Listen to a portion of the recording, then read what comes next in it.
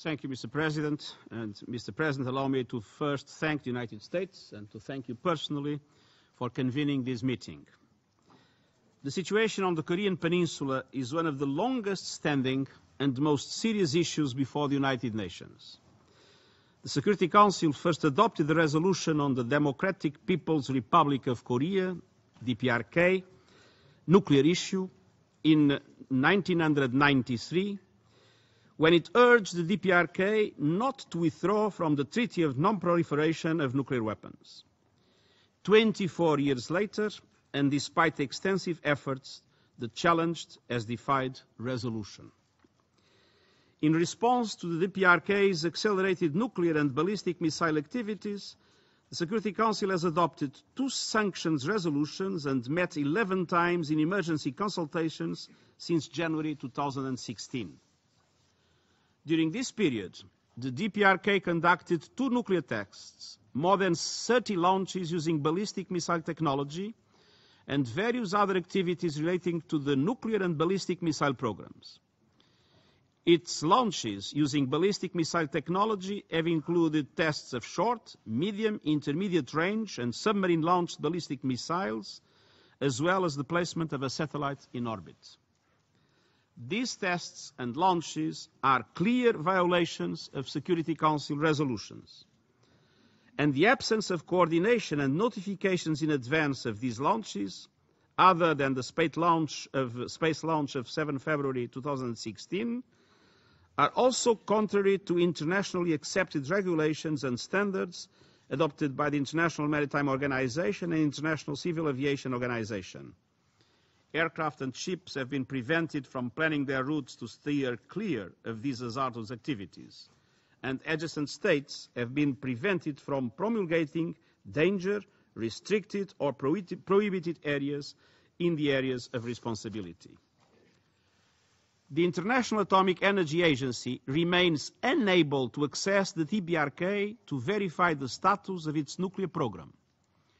The agency continues to monitor developments through satellite imagery and has observed signatures consistent with the operation of the plutonium production reactor and the reported centrifuge enrichment facility. Commercial satellite imagery analysis has also indicated continued activity of the DPRK's nuclear test site, which is believed to be maintained in a state of readiness to conduct additional nuclear test explosions. The DPRK has increasingly stressed the importance of nuclear deterrence in its military doctrine. At the 7th Congress of the Workers' Party of Korea in March 2016, DPRK leader Kim Jong-un described the country as a responsible nuclear weapon state.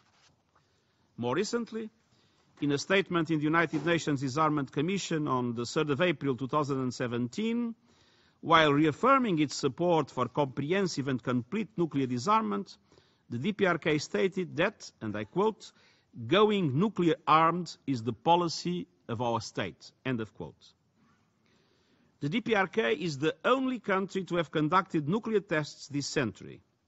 We must assume that, with each test or launch, the DPRK continues to make technological advances in its pursuit of a military nuclear capability. Mr. President, I condemned in the strongest terms the DPRK's repeated violations of the relevant Security Council resolutions.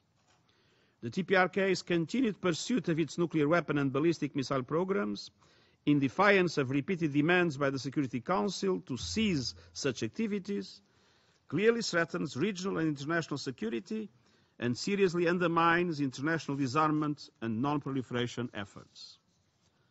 I'm alarmed by the risk of military escalation in the region, including by miscalculation or misunderstanding.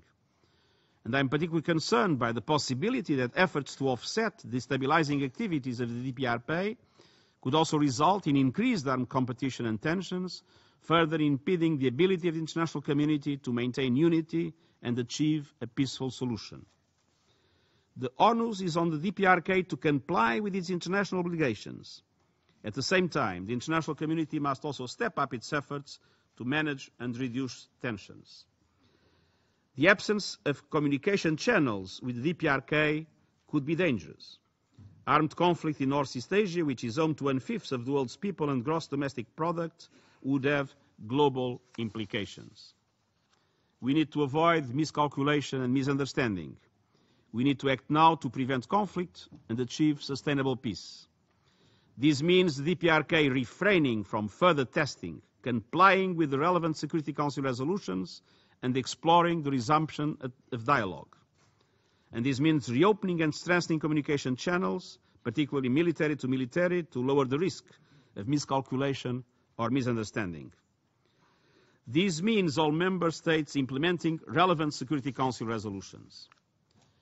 I've taken note of the Security Council's commitment to a peaceful diplomatic and political solution to the situation, of efforts by Council members as well as other states to facilitate a peaceful and comprehensive solution through dialogue, and of the importance the Council has placed on working to reduce tensions. The Council has important tools at its disposal, from targeted sanctions to communication channels. As Secretary-General, I committed to seeking peaceful and political solutions. I stand ready to assist in any way possible, but I would welcome guidance and assistance from the Security Council in this regard. Mr. President, I welcome the Council's understanding of the importance of the humanitarian imperatives of the present situation. On the 21st of March, we released the latest DPRK needs and priorities document. For this year, 13 United Nations agencies and international NGOs operating in the DPRK are calling for 114 million to meet the urgent needs of 13 million, especially vulnerable people, half of the country's population.